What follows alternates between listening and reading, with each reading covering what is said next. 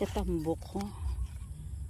Dahil hindi siya yayalagba nga balatong no. Nagbuan na nisa. Ay pa.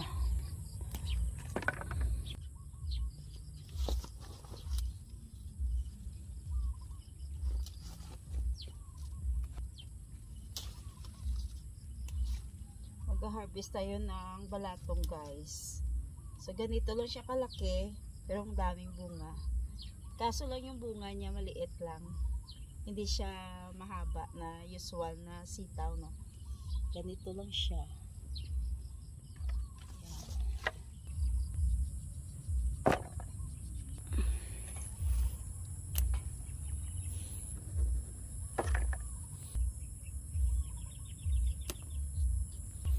Hi guys, good morning. Mag-harvest ako ng sitaw.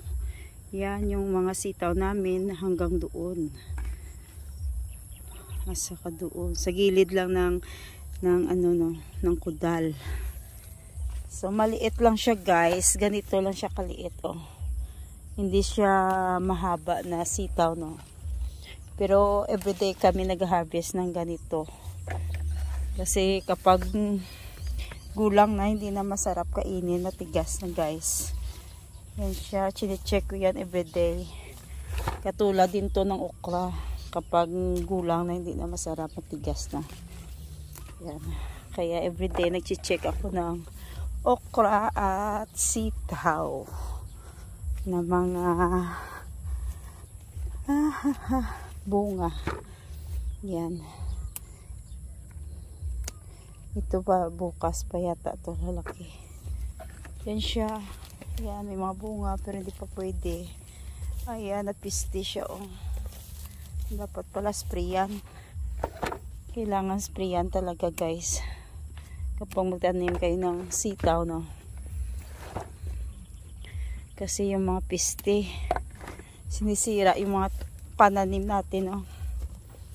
Yan siya hanggang doon pa oh. Aha, yung piste. Yan o. Piste ang sitaw. So ganito. Ganito lang yung namin. Na-harvest ko ngayon guys. Ganito lang siya kadami. Yan. Adobo na balatong for breakfast guys.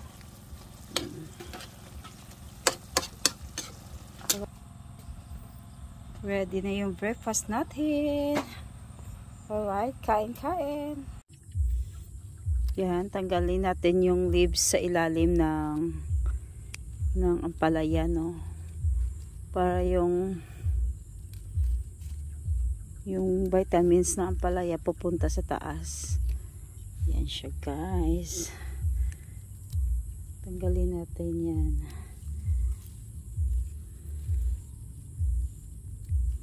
Yung ampalaya dito. Yan siyang ampalaya. Yan, pupunta na yung ampalaya sa taas. Gamat-amat na sa saka, ano. Yan. Yan, tinatanggal yan to. Kinakuha ni guys para dasig ang pag-ibwal sa taas ng ampalaya. Yan. Ganun lang siya guys.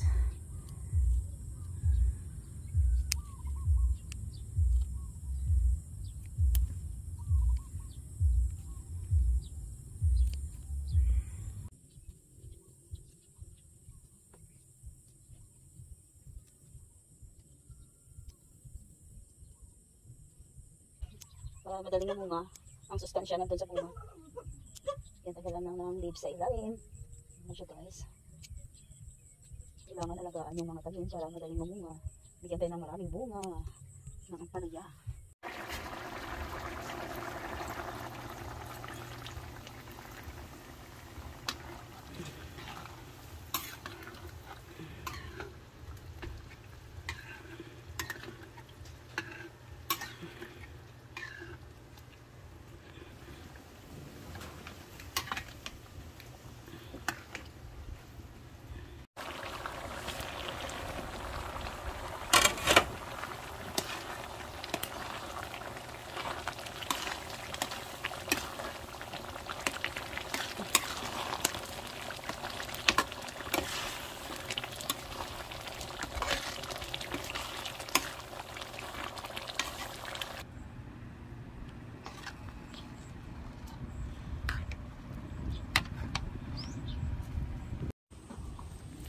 takway. Napalaba ang takway. Kalaba. Nasa ang takway. Isa pa lang ni ka pono niya. Isa pa lang ni kagabi. Yung takway niya guys. Tingnan nyo naman. Haba pa ito. Yan. Taba pa yan. Pala takway ni siya. Muna siya nga klase. Pala takway ni sa guys. Dari na din bagulan ni tanong ng ibang diyan. Tapos aring taba guys, so purple na gabi. Yan, dito lang sa bomba. Dagat lang sa saha na siya, transfer pa ni namo. Yan. May bagyo di subong guys, signal number 1. So amo ning Loksang Farm kay gabing Olan.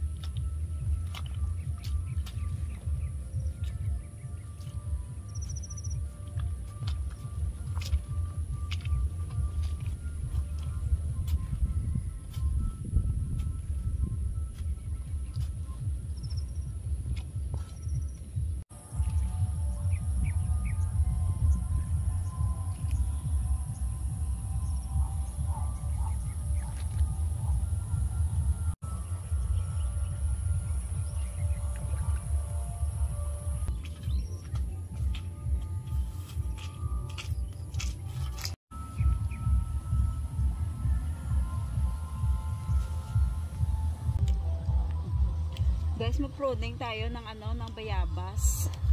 Ganito mag-pruning ng bayabas, guys, para madali magbunga. Yan, tingnan nyo, malaki na yung bunga niya. Tinatanggal to para mamulaklak. Yan. Tatanggal yan, oh. Yan. So, ganito na yung bunga niya.